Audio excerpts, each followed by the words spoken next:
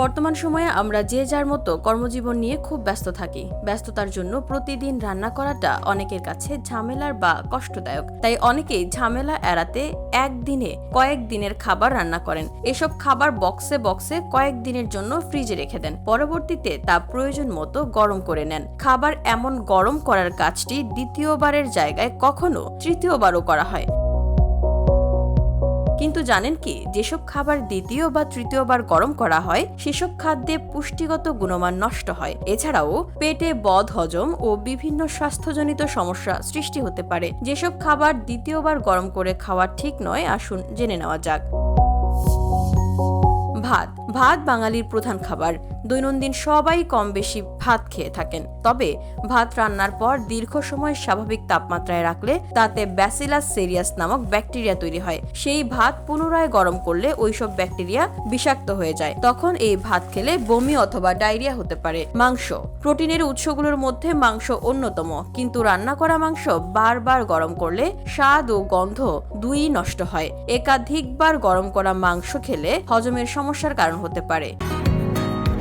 বসুন্ধরা, উত্তরা, বনশ্রী, কুড়িল ও বাড্ডা সহ রাজধানীর বিভিন্ন স্থানে অভিজাত ও অত্যাধুনিক মানের ফ্ল্যাট কেনার এক নির্ভরযোগ্য প্রতিষ্ঠান প্লেজেন্ট প্রপার্টিজ লিমিটেড। তাই আপনার স্বপ্নের আবাসনের জন্য আজই যোগাযোগ করুন। Pleasant properties limited, where destiny matches eventually. ডিম। এটিও প্রোটিনের ভালো উৎস। কেউ ডিম সিদ্ধ, কেউ ডিম ভাজা অথবা বিভিন্ন উপায়ে রান্না করে খান। এই ডিমকে আবার গরম করা হলে টক্সিন তৈরি হয়, যা বদহজমের আশঙ্কা বাড়ায়। আলু। শর্করা জাতীয় খাবারের মধ্যে আলু হলো পরিচিত নাম। আলু রান্নার পর ঠান্ডা হলে তাতে বোটুলিজম নামক ব্যাকটেরিয়া তৈরি হয়। এই খাবার ফের গরম করলে ব্যাকটেরিয়া বৃদ্ধি পেয়ে ফুড পয়জনিং হতে পারে।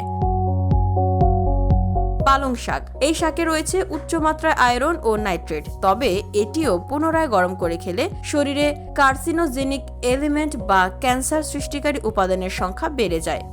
চা তৈরির পর ঠান্ডা হয়ে গেলে সেটি আবারও গরম করা উচিত নয়, কারণ তৈরি করা চা পুনরায় গরম করে পান করলে লিভারে ক্ষতি হয়। তেল। ভাজা পোড়া খাবার তৈরির পর পাত্রে ব্যবহৃত তেল থেকে যায়। সেই তেল দ্বিতীয়বার কাজে ব্যবহার করার প্রয়োজন নেই, কারণ এতে টক্সিন সৃষ্টি হয়।